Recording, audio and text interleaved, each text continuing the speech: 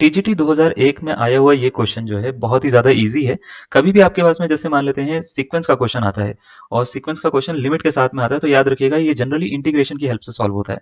इसमें करना क्या होता है, जैसे एक सीक्वेंस दे रखा है, इसकी आपको सबसे पहले तो क्या करनी है, rth टर्म पता लगानी है। तो वो कैसे पता लगाते हैं, आपको summation r is equal to zero से n दे रखा, n नहीं मतलब सपोज करो हमने 2n तक की लिमिट ली, और इसमें रिलेशन देखना है कि क्या सेटिस्फाई हो रहा है। जैसे 1/n प्लस r हो रहा है, r की वैल्यू अगर मैं 0 डालूंगा तो पहली टर्म आ जाएगी, 1 डालूंगा तो दूसरी टर्म आ जाएगी, 2 डालेंगे तो तीसरी टर्म आ जाएगी, ऐसे ही करते करते 2n डालेंगे तो ये लास्ट वाली टर्म आ जाएगी n प्लस 2n, यानी 3n बन जाएगी ये। अब आपको क्या करना है, जैसे आपने पता लगाया, अब आपको ये जो n जो दिख रहा है इसको कॉमन ले लो, या इसको इस तरीके से बना लो कि ये एक इंटीग्रेशन की फॉर्म दे दे। ठीक है, तो limit n tends to infinity summation r is equal to zero से n to n, one by n common ले लो यहाँ से, तो ये बनेगा one upon one plus r by n बन जाएगा। अब जैसे ही ऐसा बनाया आपने, आर बाय एन को आप क्या कंसिडर करो, कुछ वेरिएबल कंसिडर कर लो। जैसे सपोज करो एक्स कंसिडर कर ले, इसका डेरिवेटिव कर लो तो ये dx हो जाएगा।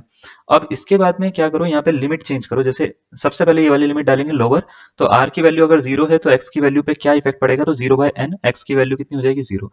r की वैल्यू अगर 2n है, यानी ये मैक्सिमम लिमिट है, तो x की वैल्यू पे क्या इफेक्ट पड़ेगा, x की वैल्यू 2n अपॉन n हो जाएगी। ठीक है, 2n अपॉन n क्या होता है, 2 हो जाता है। तो यहाँ पे ये जो फंक्शन बन गया वो बन गया 0 से 2 तक, है ना, 1 upon one plus x D x बन चुका है। ठीक है, 1 प्लस एक्स का मतलब 1 प्लस आर बाय एन, ये वाला, और इस पूरे को dx बोला है हमने। ठीक है, अब इसको सॉल्व कर लो, log 1 प्लस एक्स हो जाता है बच्चे ये, है ना, और इसमें लिमिट डाल दो 0 से 2 तक की।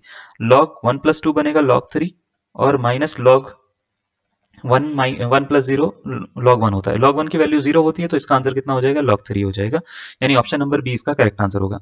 इस तरह के क्वेश्चन जो हैं वो करने के लिए बने रहे हमारे साथ में, हम सारे क्वेश्चन लगभग सॉल्व करवाने वाले हैं और सबकी शॉर्ट ट्रिक देने वाले हैं। धन्यवाद।